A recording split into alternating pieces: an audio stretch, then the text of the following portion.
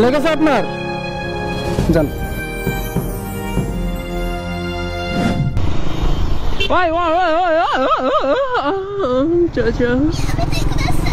দূরবাইতের জন্য রাস্তা উঠে যায় না। মেলা কোন দিকে আসছে ভাই?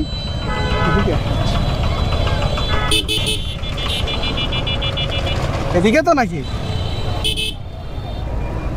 কি পরিমাণে মানুষ আসছে এখানে, অভাবনীয়, অকল্পনীয়।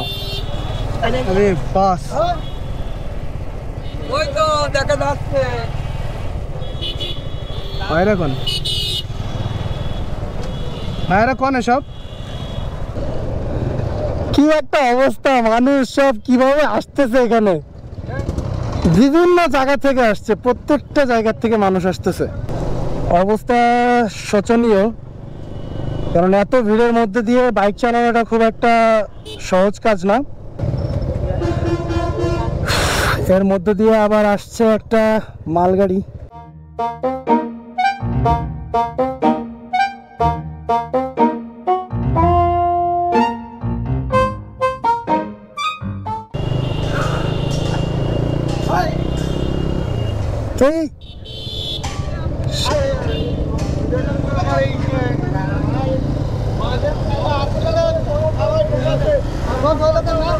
ভাই দাঁড়ান না, যান ভাই, দাঁড়ান না, পিছনে সব জ্যাম বেজে যাবে।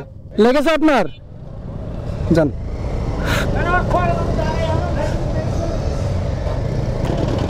যেমনে যেমনে পারতেছে সে সেমনে ঢুকাই দিচ্ছে। সকালে আপনার বাসা কোথায়? এখানেই? আমার বাসা ভাইয়া জীবননগর। জীবননগর, চুয়াডাঙ্গা? আপনি ওখান থেকে আসছেন? আপনি হচ্ছে হাজরাহাটি না কি যেন আছে না? আমি গেছি ওখানে একটা বিয়েতে।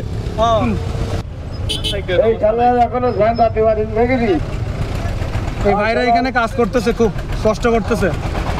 ও এখানে আজকে হাট। আচ্ছা, এই হাটের কারণে আসলে বেশি সমস্যা হচ্ছে।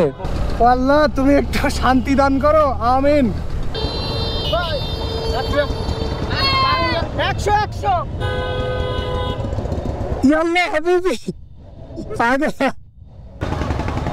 তো এই জায়গায় আমরা বাইকটাকে পার্ক করবো। একটি মাত্র পীরের মাজারকে ঘিরে এত বড় মেলা শুনতে অবিশ্বাস্য লাগলেও এটি হচ্ছে আমাদের যশোর জেলার চৌগাছা থানায়, যেটা প্রতি বছর হয়, কিন্তু এবার বছর একটু ডিফারেন্ট। বিষয়টা হচ্ছে এখানে ছোট থেকে একদম মধ্যবয়স্ক থেকে বয়স্ক পর্যন্ত সবাই এসেছে এই মেলায় ঘুরতে। কথা হচ্ছে কি আছে এই মেলায়, কি দেখার জন্য মানুষ এখানে এসেছে, মানুষ কি শুধু মানুষকে দেখার জন্য এসেছে? তো চলুন এটা নিয়ে বিস্তারিত বলবো এবং প্রত্যেকটা দোকানে যাব এবং দোকান সম্পর্কে জানবো এবং এই মেলায় কি কি আছে সেটা সম্পর্কেও জানার চেষ্টা করব। বলু দেওয়ান নামের একজন পীর, যাকে কেন্দ্র করে, যার মাজারকে কেন্দ্র করে এই মেলাটা বসেছে। এই মেলায় এত পরিমাণে মানুষ আসছে যেটা অকল্পনীয়। শুধু যে চৌগাছার মানুষ বা যশোর জেলার মানুষ এমন না, আমি আস্তে আস্তে কিছু মানুষের দেখলাম যে চুয়াডাঙ্গা, সাতক্ষীরা, বিভিন্ন জায়গা থেকে তারা এসেছে এই মেলায়। আমরা জানবো যে এই মেলায় আসলে কি আছে যেটা দেখার জন্য মানুষ এত দূর দূরান্ত থেকে আসছে।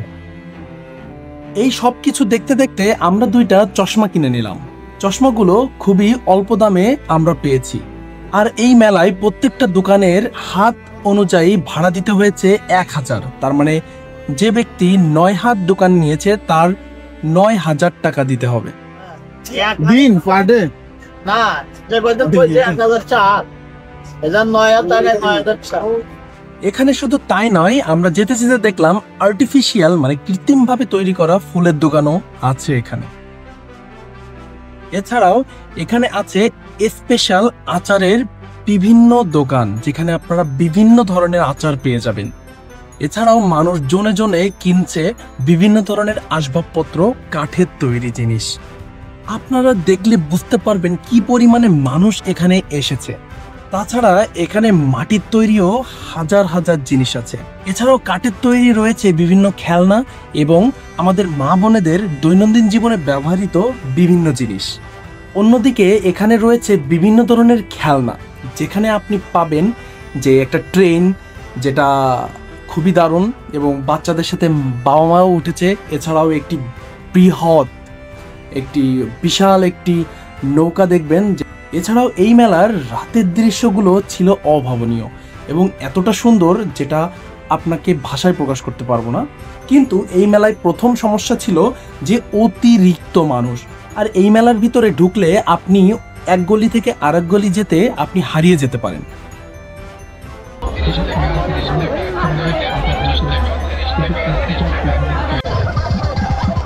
এখন যাব এই মেলার সবচেয়ে মূল আকর্ষণ, যেটা হলো পীর বলু দেওয়ানের মাজারে। এখানে এসেছে হাজার হাজার দর্শনার্থী যারা এখানে মাজার দেখছে যাচ্ছে, এবং আমি জানি না আসলে মাজারে মানুষ আমরা যাই জিয়ারত করতে, এখানে কি জন্য কিভাবে কি আমি এসব সম্পর্কে কোনো ধারণা নাই আমার। মানুষ ভিতরে যাচ্ছে এবং বের হচ্ছে, কি জন্য যাচ্ছে এটা আমি আসলে জানি না। কারণ এই মাজারের পাশেই উড়াধুরা গান বাজছিল এবং সেই গানের শব্দে আমাদের শরীরে একটা ভাব আসছিল, কিন্তু এর ভিতরে যে গানের তালে তালে মাজারের ভিতরে যে কি করতেছে এটা আসলে আমার জানা নেই।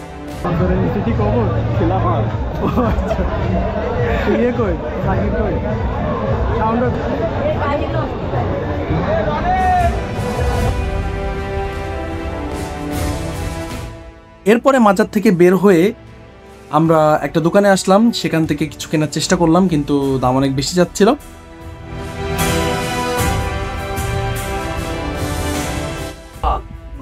এখানে এত পরিমাণে দোকান হারানো পসিবল। চারিদিকে তো শুধু গলি আর গলি, কোনটা দিয়ে বেরোচ্ছে আর কোনটা দিয়ে ঢুকছি কিছুই বুঝতে পারছি না। হ্যাঁ, ওরা চলে যাবে কিরাম করে, আমাদের পিছনে ছিল তো ওরা।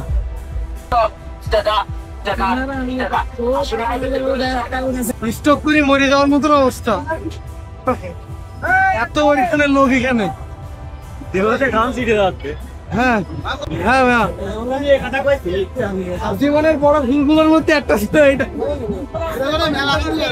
না কি পরিমাণ এখানে খোলাপান আছে 25 বছরের নিচে আর নিচে আছে 10 বছরের উপরে। হ্যাঁ,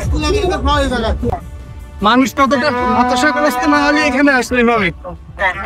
তারপর এই রাতের ভিউটা দেখতে দেখতে আমরা মেলা থেকে বের হয়ে গেলাম এবং বের হওয়ার সাথে সাথে বুঝতে পারলাম যে আমাদের মেলা থেকে বের হওয়াটা আসলেই দুষ্কর হবে, কারণ এখানে এতটা জ্যাম বেঁধেছিল, পুরো চৌগাছা থেকে পুরো রাস্তা ধরে জ্যাম বেঁধেছিল, এত পরিমাণে মানুষ আসতেছিল এখানে। তুলে দেন, ওই কোনায় তুলে দেন, এমনি যাবেন আপনি, আগে তুলে রাস্তায় ওঠেন, আপনি এখানে এভাবে রাখবেন কেন? তো এখানে আমরা অনেক মানুষের হেল্প করছিলাম যে মোটরসাইকেল বা ইজি বাইকগুলো উঠাই দেওয়ার জন্য, কারণ এখানে একটা জিনিস দেখলাম যে মানুষের যে ভোগান্তির কারণ ছিল সেটা হচ্ছে রাস্তায় এত পরিমাণে জ্যাম ছিল। তো আমরা কোনো রকমে বাইকটা বের করে ওখান থেকে বের হয়ে চলে আসি। বের হয়ে আমরা প্রতিজ্ঞা করি যে জীবনে আর কখনো এরকম মেলায় আসবো না।